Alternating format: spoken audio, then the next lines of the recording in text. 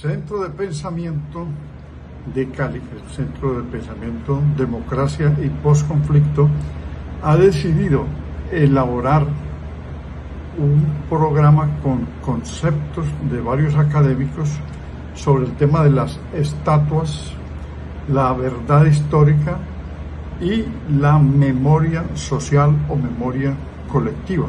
Continúa el ataque a las estatuas. El 12 de octubre pasado, en México, pues fue muy clara la agresión preparada contra la estatua de Cristóbal Colón. El gobierno municipal, o en este caso federal, retiró la estatua antes de que fuese derrumbada con el pretexto de que necesitaba de unas reparaciones. Y en Ecuador se atacó por un grupo numerosísimo de personas la estatua de Isabel la Católica, la pintaron, la sabotearon, la agredieron, porque este tema tiene que ver con la verdad histórica y se está despertando un movimiento mundial, ¿sí? Es la dinámica de las nuevas clases sociales, de los nuevos grupos, para reexaminar la historia, porque las estatuas en muchas ocasiones son impuestas por un grupo hegemónico o una élite del poder, pero la estatua debe aguantar la permanencia en el tiempo, porque las nuevas generaciones la pueden reexaminar y enterarse que el estatuado pues fue una persona que hizo daño o un criminal que, si realizó un papel protagónico, podría estar en un museo para no liquidar los recuerdos y reconocer ese pasado. Colombia no ha terminado de formarse ni como Estado ni como nación. Hace falta entonces que se ausculte más la historia para comprender las raíces de nuestra situación, porque la historia, si se hace a un lado, como lo explica Rosa María Agudelo en el video aportado, pues no se conocerá el presente. Es el caso de las guerras civiles del siglo XIX, que reprodujeron una lucha bipartidista, casi todas fueron entre liberales y conservadores. Luego, en el siglo XX, se creyó que la violencia de mitad del siglo XX era la primera violencia bipartidista y que los partidos no se entendían. Es que no se entendieron desde que se formó la nación y no se han terminado de entender. Y en el siglo XVI nos cortaron el desarrollo precolombino, porque las comunidades fueron violentadas y se arrasó con los vestigios y el desarrollo. Aquí no había comunidad primitiva, ya había agricultura, y desde que hay agricultura hay asentamientos poblacionales y hay progreso. Por lo tanto, solo las sociedades como la Inca o la Azteca o la Maya o la Muisca, para tomar 4 ejemplos, ya tenían desarrollos que no eran para anclarlos en la comunidad primitiva y fueron violentados y abruptamente cortado su desarrollo. Nos impusieron entonces, en medio de ese desarrollo precolombino con agricultura avanzada, el feudalismo que trajeron los españoles, porque ellos estaban en pleno feudalismo. Y al feudalismo le agregaron la esclavización, o sea, la esclavitud del viejo imperio romano, las viejas formas de dominación, la esclavitud indígena, y luego superpusieron la esclavitud de africanos que fueron traídos forzosamente. Y ese sincretismo creó, sí, una multiculturalidad, una pluralidad de razas, pero fundamentalmente apareció el mestizaje, y la sociedad mestiza no se ha identificado consigo mismo, porque también le impusieron otros cánones y otros valores. Entonces, las relaciones entre estatuas y espacio público. El espacio público como lugar de memoria histórica, ¿sí? Los, digamos, negacionistas entorpecen la verdad histórica. Inclusive aquí en Colombia se está llevando a cabo, pues, en medio de la justicia transicional, paralelamente hay una comisión de la verdad y hay un centro de memoria histórica. Y hay negacionistas que no quieren que la raíz del conflicto se conozca y por lo tanto tratan de enturbiarla. Es el mismo proceso con las estatuas desde hace muchos siglos o décadas, porque en Roma, en Grecia se veían estatuas, en la vieja Mesopotamia, ¿sí? Estatuas,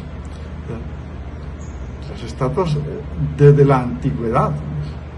La escultura es una de las bellas artes, y si bien es cierto, pues las estatuas han representado a quienes han dirigido el Estado, a los políticos, a artistas, personas destacadas, y siguen siendo importantes. Pero esta revaloración, este reexamen y esta resignificación que solicitan las comunidades, lo hacen con justeza, porque se dan cuenta que esa estatua está representando a alguien que fue un agresor o un genocida o un racista. Por lo tanto, si aniquiló a comunidades, hizo daño. Y perpetuar la idea de que ese es el personaje que representa a la nación es un engaño.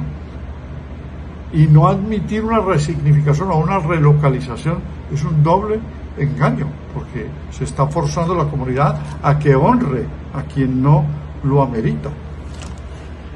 El patrimonio histórico no es un patrimonio exclusivo de una élite o de una casta o de una clase social. El patrimonio histórico es del pueblo. Por lo tanto, aquí, si antes no ocurría este sismo contra las estatuas, pero que sí se ha dado en muchas partes. En Napoleón, por ejemplo, en 1871 la estatua de Napoleón, que murió en 1815, fue derruida en París por un grupo. Las estatuas de Lenin fueron derruidas después de la caída del muro de Berlín. Entonces, esto es un asunto. Hussein en el 2003 fue tumbada su estatua en Bagdad después de la toma de Estados Unidos hizo con una invasión sin consultarle a la ONU. Entonces no es un tema nuevo, pero ahora hay una oleada que debe estudiarse. Los monumentos sí son necesarios, pues recuerdan el pasado, conmemoran la historia, los hechos de liberación, a quienes despejaron el territorio y construyeron el Estado. Monumento es necesario. El problema es qué clase de monumento y a quién se le hace el monumento. Los espacios públicos se adornan con los monumentos. El ornato de la ciudad, el paisaje, el turismo, todos esos componentes son ciertos, pero no se está cuestionando, lo observo comparativamente en varios países, que todas las estatuas sean repudiadas. Los iconoclastas no van contra todas las estatuas, van contra una o dos estatuas. Pero al menos una identifica que ese personaje causó daño. Por ejemplo, Leopoldo II de Bélgica, todos los daños que hizo en el Congo.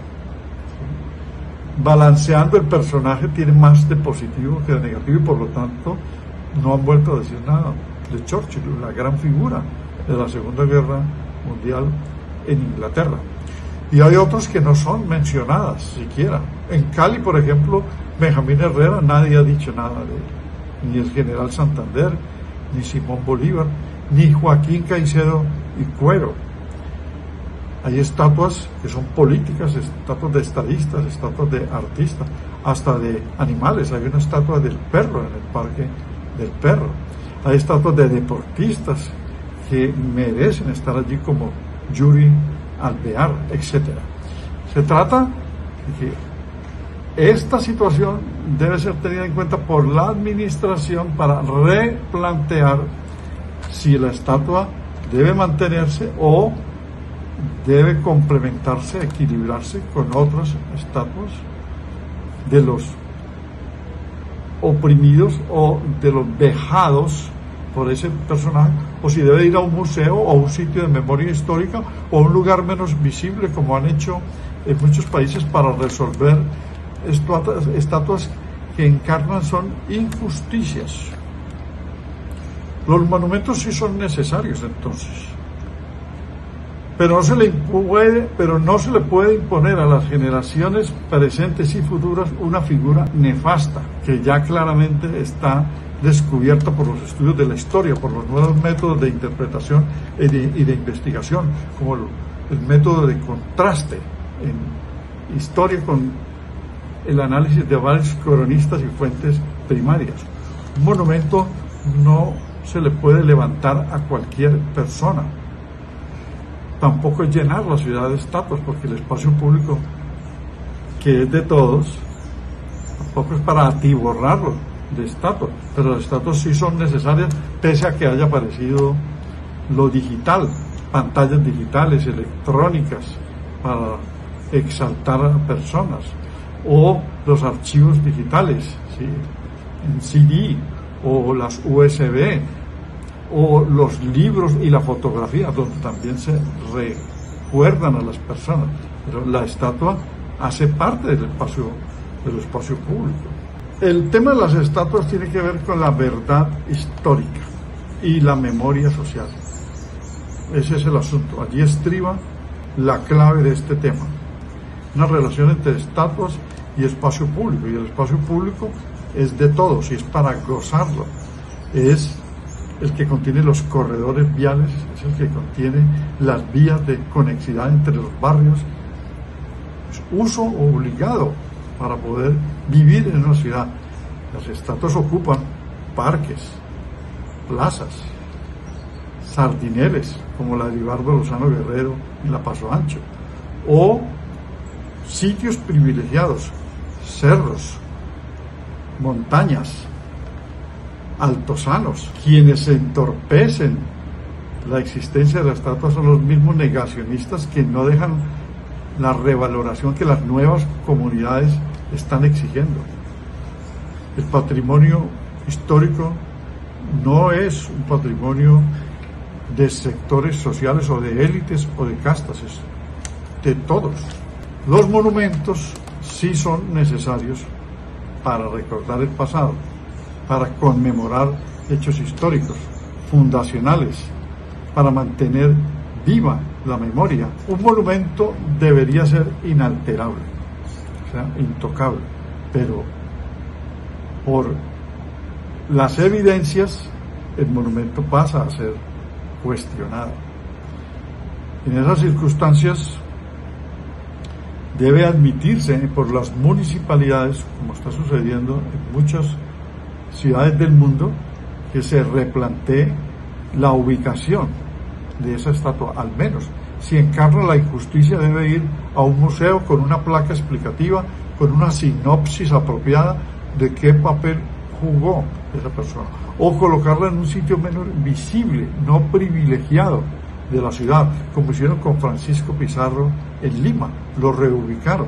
Hay calles, avenidas y barrios que llevan nombres de personajes que podrían tener una estatua o que la tienen, mas sin embargo los revaloran más bautizando de esta manera. Hay una propuesta del doctor Ricardo Sánchez que se hizo en uno de los videos del Centro de Pensamiento, Democracia y Postconflicto sobre las estatuas que ocupan cerros privilegiados o lugares que deben ser convertidos en un paisaje natural, recuperando la vegetación con jardines nativos y con la exaltación de lo que es la biodiversidad y el entorno, con árboles y plantas propias de esa región, es decir, revegetalizar y recuperar el espacio público y en las estatuas a otro lugar.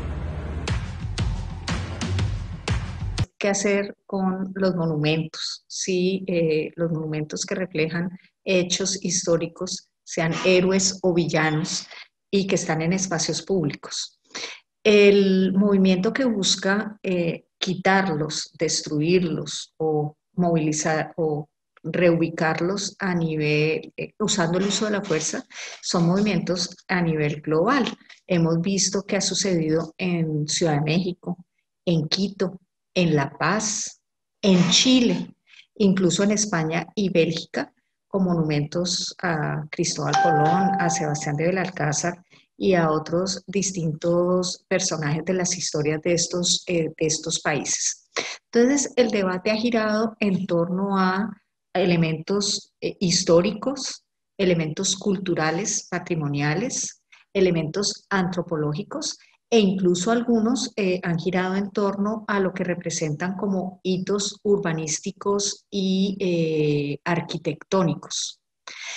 Algunos historiadores afirman que esto no está atentando contra la historia, sino que la continúan, y que sin duda son grupos que no se están viendo reflejados en esa versión hegemónica de la historia y que buscan hacer valer unas nuevas posiciones.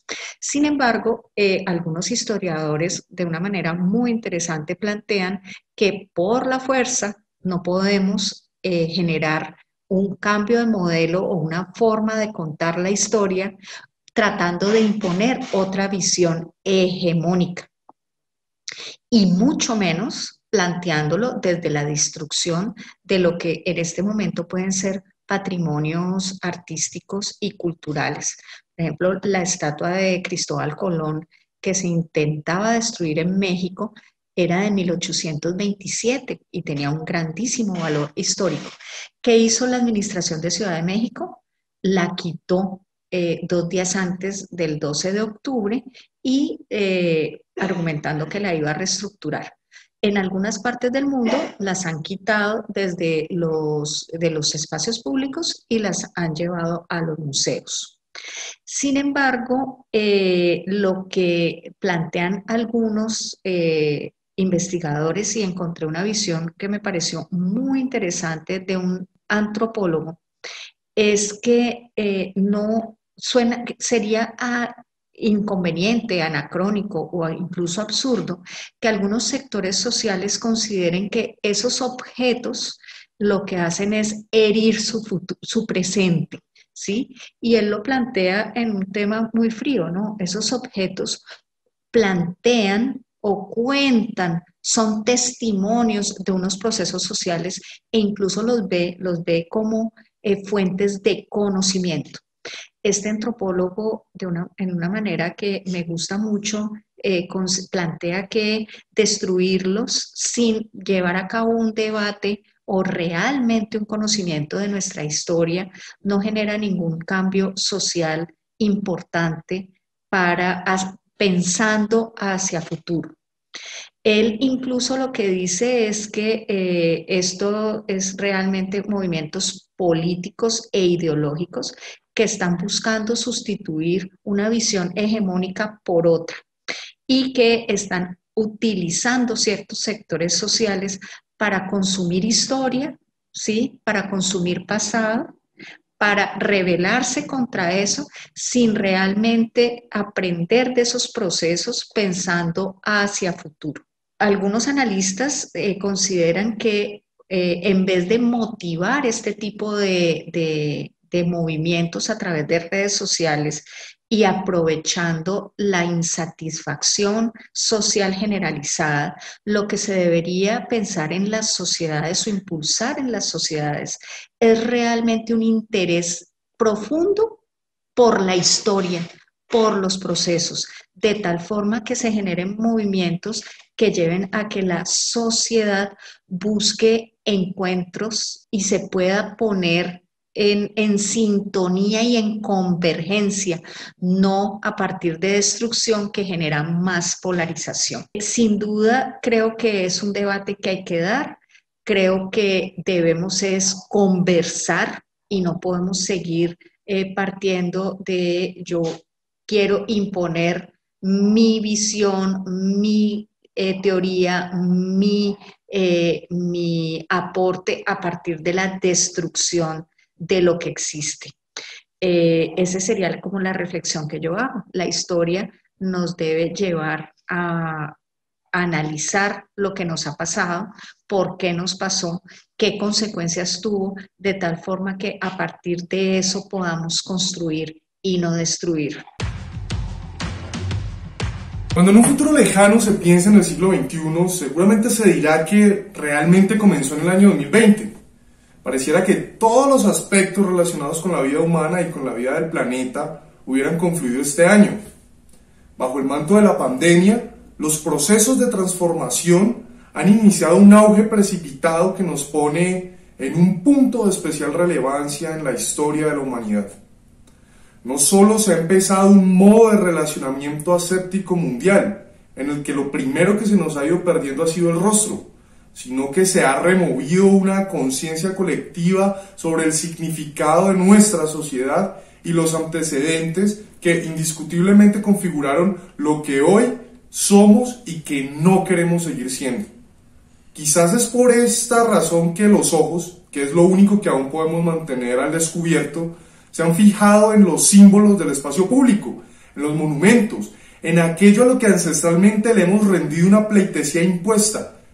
Y es que a Europa le ha estado llegando la hora de rendirle cuentas al llamado nuevo continente, por todos aquellos vejámenes cometidos durante sus incursiones coloniales bélicas.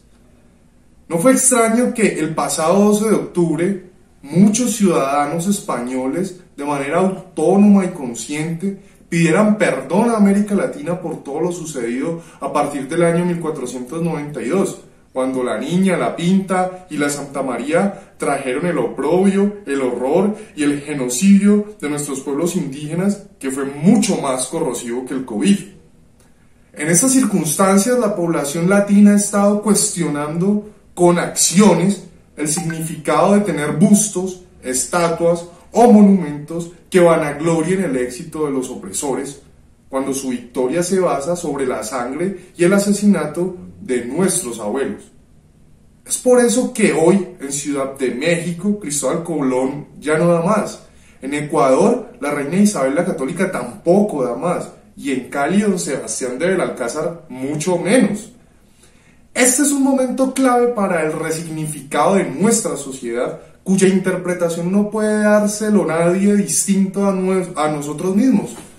Si en algún momento el concepto de soberanía popular ha tenido más peso, es precisamente ahora que el pueblo está reinterpretando y por fin está reflexionando colectivamente acerca de su pasado para transformar su presente y hacer de su futuro uno más acorde con su historia de horror y una propuesta de esperanza, de tal manera que ya no estamos ante la versión histórica relatada por los vencedores, sino que ahora, los vencidos, hemos empezado a levantar el lápiz para marcar los sucesos de manera protagónica, reconociendo nuestra memoria y honrando el hecho de ser una sociedad mestiza. Me gustaría empezar brevemente recordando un poco como ese contexto histórico del monumento de Sebastián de Belalcázar aquí en la ciudad de Cali. Todo inició por motivo del cuarto centenario de la fundación de la ciudad, que él mismo decidió adelantar labores para crear un monumento en honor a este personaje fundador de la ciudad. En 1935 se estableció contacto con el señor Víctor Macho, escultor español de gran renombre de la época. El costo del monumento fue aproximadamente de 40.000 pesetas, el cual fue incluido dentro del presupuesto departamental. Rebobinando bastante, sabemos que la destrucción de América Latina afectó también a los sectores culturales. La memoria histórica fue objeto de manipulación, fuego, saqueos, robos, censura. El proceso fue lento y sistemático, feroz e implacable. Hoy sabemos que el 70% de toda la memoria escrita de la región desapareció. Un 50% por destrucción premeditada y un 10% por desidia. más de 500 lenguas se extinguieron para siempre. Este memoricidio, cometido en la época del humanismo clásico, avalado por los mejores pensadores europeos, fue premeditado. Los distintos proyectos imperiales transculturizaron por igual a indígenas y africanos para someterlos como una derrota total. Como bien se sabe, ningún imperio puede sostenerse solo por la fuerza armada o modelos económicos y políticos. Se requiere de la imposición de valores culturales y, además de eso, la práctica de lo que se dice de manera cliché, damnatio memoriae, sobre los pueblos vencidos.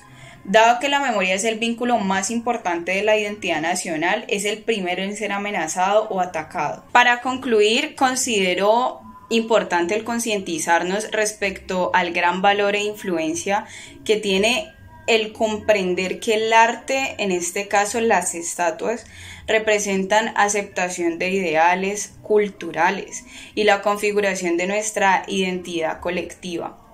Nuestra lealtad cívica frente a personajes como lo fue Belalcázar solo afianza la forma en que procedió y el poder que éste representaba junto con la monarquía de la época. Que, haciendo un pequeño paréntesis, me gustaría decir que él fue condenado a muerte por el mismo tribunal español por haber ordenado la muerte de Jorge Robledo, un gobernador de la época, y por malos tratos cometidos contra los indígenas. En cuanto a este tipo de manifestaciones de protesta actual, definir y adquirir una postura de valor como ciudadanos con un sentido de pertenencia por el patrimonio cultural que nos representa es fundamental, ya que nos permitiría generar criterios debatibles sobre qué clase de personajes nos imponen como héroes de la patria y si realmente somos el pueblo quien escoge los monumentos que plasman nuestra memoria colectiva. Ayudemos a reescribir la historia. Frente a los debates y las reflexiones que están actualmente circulando, me parece muy importante abordar ese enclave entre conflicto armado, ciudad y memoria histórica. Quiero arrancar con la idea de que tanto la memoria histórica que le da vida a una sociedad como la ciudad, tal vez el artefacto y el dispositivo más importante y más sorprendente que ha creado la sociedad humana, son un campo de disputa. En ellas se presentan los debates sobre el poder, sobre lo económico, sobre lo político y por supuesto sobre lo social. Entonces me parece que es importante tener esa idea que tanto la memoria es un campo de disputa en el que constantemente se están postulando actores, postulando nuevas ideas, postulando nuevos relatos y nuevas narrativas, y que la ciudad también es ese centro de desarrollo de las tensiones y de los debates de poder. Y en ese poder pues está el poder cultural, el poder político, el poder económico, que es lo que va configurando la morfología de la ciudad y también el espacio público. Entonces, frente al espacio público y la memoria histórica es necesario abordar políticas públicas o acciones del Estado para entender cómo hacemos memoria y cómo dejamos memoria en el espacio público, en el espacio que es de todos. Hay muy buenas estrategias, están, digamos, las más clásicas, las más tradicionales, que son los monumentos, las estatuas, pero también los centros de memoria histórica. Ya es reflexionar sobre como nación, qué hemos tenido, qué hemos hecho, qué nos ha pasado y sobre todo garantizar que no nos vuelva a pasar. Tanto en el proceso de la colonia, en el cual hoy en día hay muchos herederos de esos dispositivos de desigualdad que se fortalecen en la discriminación, en el racismo, en la xenofobia, incluso en la misoginia.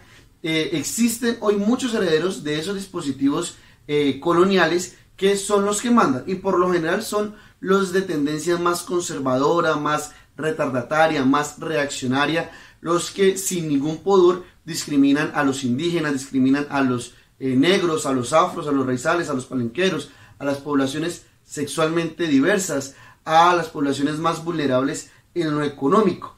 Entonces me parece que es importante abordar sobre eso, es entender la memoria como un campo de disputa, entender la sociedad y la ciudad sobre todo como un campo de disputa. El uribismo sabe y por eso posicionó a este señor Acevedo en el Centro Nacional de Memoria Histórica, que hasta hace poco era un centro de documentación supremamente rico e importante para entender las nociones de nuestro conflicto armado, entender quiénes fueron los actores, cómo actuaron, cómo se relacionaron, cómo fueron sus estrategias y sus repertorios de acción bélicos. Me parece importante empezar a tejer como sociedad civil un entramado en el cual la memoria histórica es un campo de disputa que no está dado por hecho, que hay que lucharlo constantemente, y asimismo los espacios públicos para garantizarnos una cierta idea como una sociedad mestiza. Somos una sociedad nacional mestiza y tenemos que identificarnos sobre ello. Entonces, quiero que quede clara esa idea, que me parece muy importante, en la medida que tanto la memoria como la ciudad son campos y escenarios de disputa donde está el poder y donde podemos desde la sociedad civil hacer, digamos, lo que esté en nuestras manos, desde la academia, desde las redes sociales, desde los medios sociales, desde los medios de comunicación, para desentrañar realmente lo que ha pasado, lo que somos, y entendernos como una nación mestiza que ha sido profundamente desigual, y procurar que esa desigualdad y esa redistribución asimétrica del poder se reconfigure y que los recursos de poder puedan distribuirse de alguna mejor manera dentro de toda la sociedad. Y eso pues se puede hacer desde los aspectos más materiales, como la construcción de museos de la memoria, de museos históricos, de museos también de la colonia, sin decir que sean museos de la infamia, pero sí sean museos de la colonia, museos del conflicto armado y de la memoria. Y la ciudad es el mejor espacio para ello. Entonces los invito y las invito a pensarnos a Colombia como una sociedad mestiza, una sociedad nacional mestiza, heredera de un cúmulo de traumas de la colonia y de luego un modelo, puede pensarse capitalista, pero es un modelo latifundista basado en la explotación de la tierra, y pensarnos eso, entender que necesitamos el poder político para reconfigurar y redistribuir estos recursos de poder en el que está la memoria y por supuesto en el que está el espacio público de las ciudades. Estamos de nuevo en la controversia sobre el tema de las estatuas, su valor simbólico y en particular lo que debemos hacer con la estatua de Sebastián de Belalcázar aquí en Cali. Creo que vivimos un cambio de época donde los valores, los mitos, las historias fundacionales de nuestra sociedad se han puesto en cuestionamiento, y con toda razón, porque detrás del simbolismo del héroe generalmente se esconde un ser violento, una persona que estuvo más allá de toda contemplación de humanidad o tratamiento bondadoso hacia los indígenas. Y creo que hay detalles de la historia que la gente debe conocer antes de poder tomar una posición. Por ejemplo, durante los primeros 80 años de la colonización española en América Latina, no hubo mujeres europeas en América.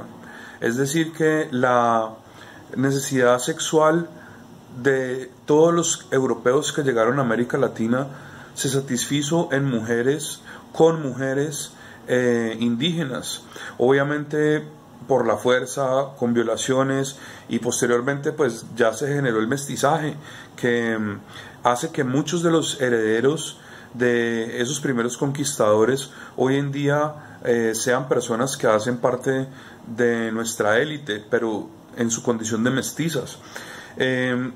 Pienso que la necesidad de resignificar estos símbolos, la necesidad de darles otro sentido, otro valor distinto al que tienen hoy, al que han tenido durante muchísimo tiempo, tiene que ver con que hoy tenemos mucha más información, y hoy cualquier persona de cualquier edad puede entrar a internet y puede descargar libros tan poderosos como por ejemplo Las venas abiertas de América Latina de Eduardo Galeano, donde se cuenta con detalle la barbarie que fue el proceso de la conquista y cómo personajes como Sebastián de Belalcázar no se medían en el momento de matar indígenas con su espada o desbarrigar mujeres, esto es, mujeres embarazadas, abrirles el vientre estando vivas, así como reventar la cabeza de los niños contra los muros.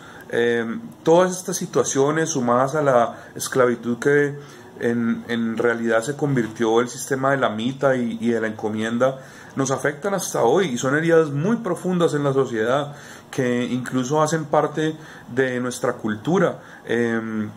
Hace muy poco en el periódico El País, su director Martillo, Diego Martínez Lloreda, escribía un tuit donde decía que bien ida la minga de Cali, y otro tuit más donde trataba con desprecio a la comunidad indígena que se está movilizando en la minga actual.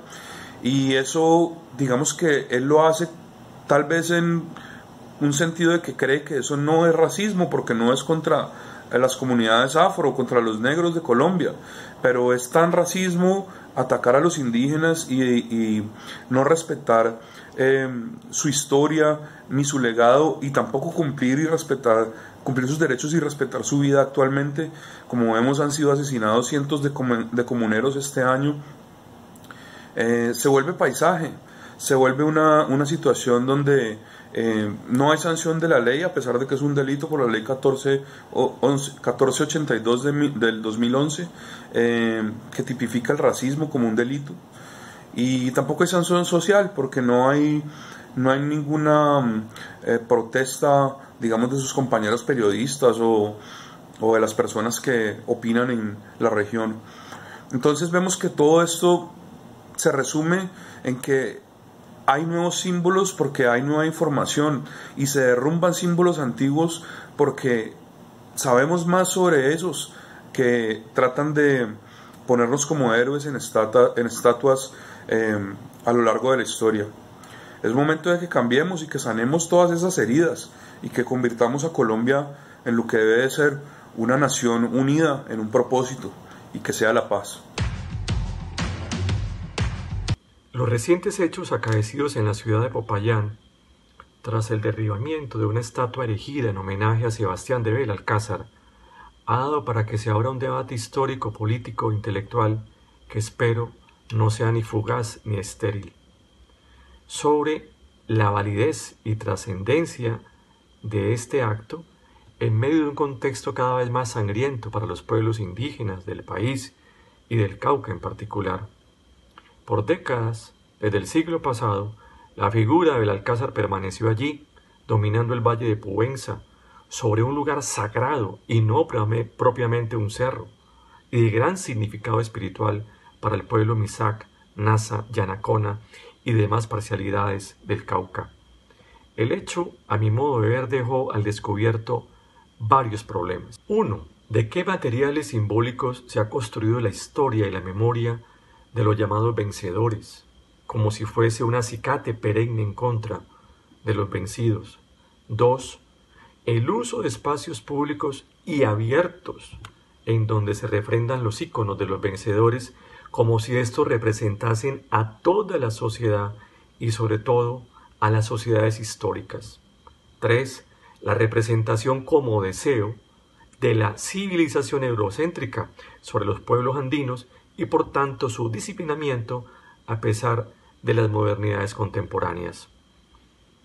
¿Por qué prevalecen entonces estas memorias sobre otras? ¿Por qué son declaradas como patrimonio cultural? ¿Y por qué la efigie de reconocidos matarifes siguen sobre representando sus hazañas, entre comillas? Estos interrogantes podrían desembocar en reflexiones que, aunque no son nuevas, son necesarios hacerlas. Una de estas primeras reflexiones tiene que ver con la situación en América y el mundo occidental, donde se está expandiendo hoy por hoy una batalla por la memoria que tiene como grandes protagonistas a las nuevas generaciones, que a través de estos actos se acercan al pasado histórico con ironía y repudio. ¿Acaso es conciencia histórica? ¿O es el despertar frente a la historia oficial y el pasado borrado por las élites de diversa estirpe? 2. Es la necesidad, pienso, de una historia incluyente y participativa. A mi modo de ver, lo más interesante del fenómeno es que en estos lugares de la memoria oficial estamos asistiendo a su resignificación. Ya no es el culto a los genocidas del pasado, sino a la búsqueda de la verdad de quienes fueron sus víctimas. Pienso también que de esta forma estaríamos asistiendo a nuevas versiones del anticolonialismo y el antineocolonialismo que de forma espontánea pero certera enfila baterías contra las representaciones civilizatorias de la violencia imperial y las violencias que le han sido afines.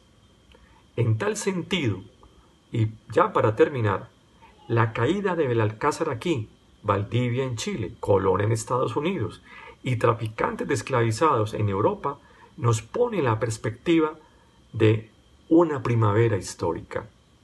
A partir de la reconstrucción de narrativas que, sobre todo, y eso es lo más importante, conectan el pasado con el presente, relacionando el bronce del ayer con las venas libertarias del hoy. Se trataría, en consecuencia, de una especie de justicia histórica que va al encuentro de los componentes negados de la nación, la diversidad y pluralidad de voces que la constituyen y la necesidad, al mismo tiempo, de apelar a aquellas representaciones que dignifiquen su existencia, tanto de los pueblos originarios como de los subalternos, en la lucha permanente por ser parte y no estar aparte de la historia. Finalmente, y ya para concluir, estas lecciones de historia pública que incomodan a los sectores más conservadores y retardatarios de la sociedad colombiana no solo dejan ver que otra historia y memoria es posible, sino que de su reescritura va a depender de ahora en adelante el sentido de esos espacios públicos, donde por supuesto deberían emerger monumentos a quienes dando la lucha resultaron sacrificados en distintos episodios de la vida colonial, republicana y mucho más contemporánea.